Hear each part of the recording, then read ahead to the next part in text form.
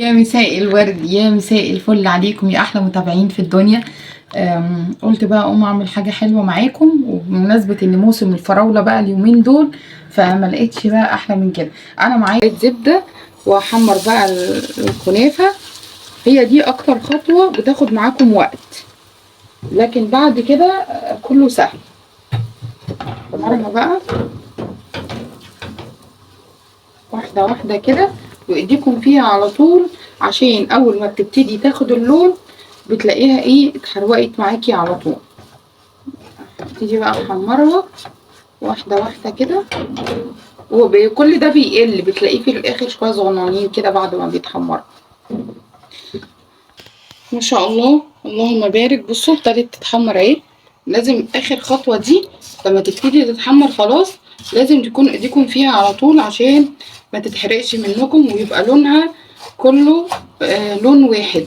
عايزه اقول لكم ان انتوا لازم تدخلوها الفريزر وتطلعوها عشان يعني تفركوها تبقى سهله معاكم. انا بس عايزاها تاخد كمان سيكه كده. بصوا كمان قلت خالص اللون الحلو. هحط لها بس شويه من الشربات كده عشان تتماسك معايا وما تفكش. لازم نحط لها شوية من الشربات. نبتدي بس تشربها كده. بصوا ما شاء الله اللهم بارك، لونها جميل.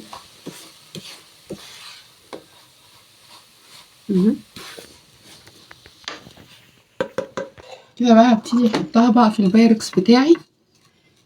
يا سلام بقى لو عندكم بايركس يكون اغوط شويه، بس انا للاسف مش عندي ده. الموجود بقى كبير. تيجي بقى تطبطبي عليها كده جامد. انا ساعات بعمل ال الحلوه دي، بس بتبقى بسكوت بقى، بتبقى خطيره. بس انا لقيت بقى اني يعني عشان خاطر رمضان فقلت اعملها لكم بقى بالكنافه. بصوا ده هنطبطب عليه لسه اكتر. عندي بقى شويه، هحط شويه كاسات كمان. لو عايزين تعملوها كلها كاسات ممكن على فكره، تبقى برضو حلوه معاكم جدا. تبتدوا تضغطوها بقى كده. حتى لو انتم عندكم، او ما عنديش اللي هي هراسة البطاطس، انا مش عارفه والله هي فين. بصوا تبتدوا تضغطوها كده وتسووها كويس هي موجودة عشان تبقى متماسكه معانا. ودي كمان برضو معايا هنا بقى 3 كوبايات لبن. 3 كوبايات ونص لبن.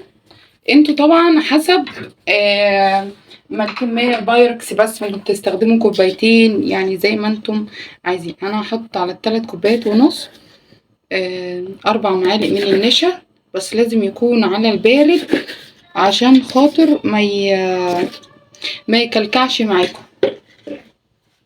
بالمضرب كده. والسكر بقى حسب الرغبة. انا هحط بس معلقتين سكر، انا مش عايزاه يبقى مسكر جامد. تبتدي تقلبيه. ده كاستر. هحط بس 3 معالق كده من السكر.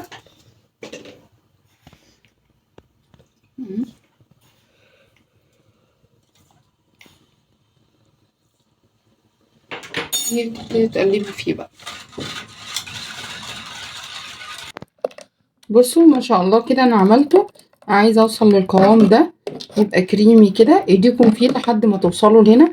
على فكره يعني مش لازم يكون كاستر. ممكن تحطوا مهلبيه او كريم شانتيه، يعني زي ما انتوا عايزين. انا لو عندي بايركس اغوط شويه كان كله هيبقى في البايركس.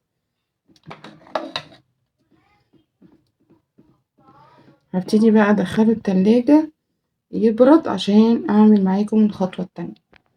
بصوا كده ما شاء الله عملته، حطيت الكاستر.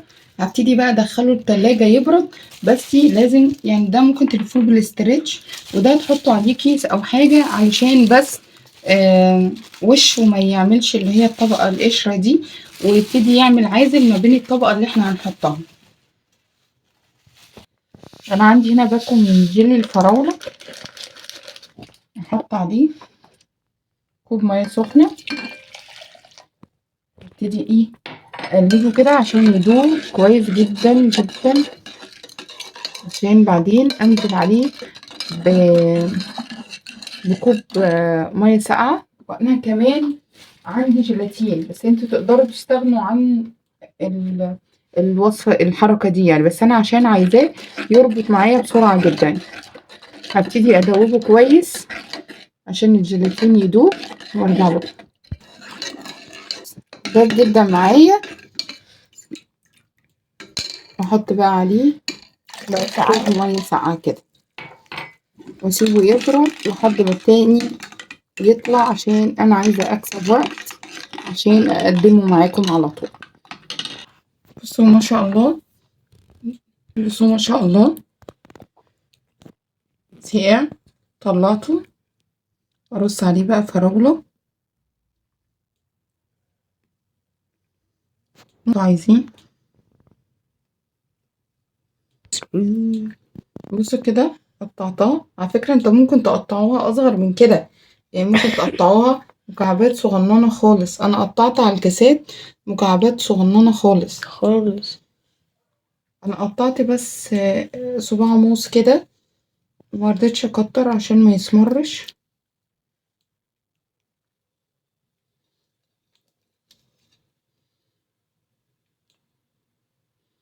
براحتكم، مش عايزين تقطعوا موز بلاش، يعني زي ما انتوا عايزين. اللهم صل على سيدنا محمد. بصوا كده بقى، ابتدي احط الطبقة الأخيرة اللي هي الجيلي، وادخله بقى من 3 ل4 ساعات كده، اسيبه يتماسك وبعدين اطلعه اغرفه معاكم.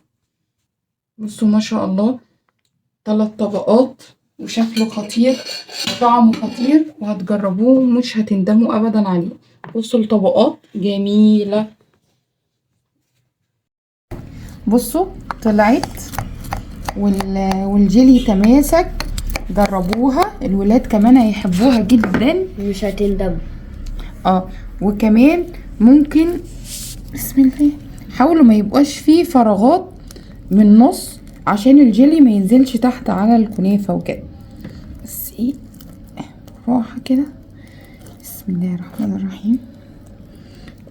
يا جماله، حلو اوي.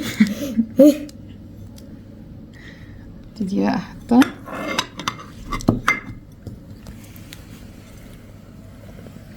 بصوا بقى الطبقات تحت عاملة ازاي، جميلة جدا جدا جدا.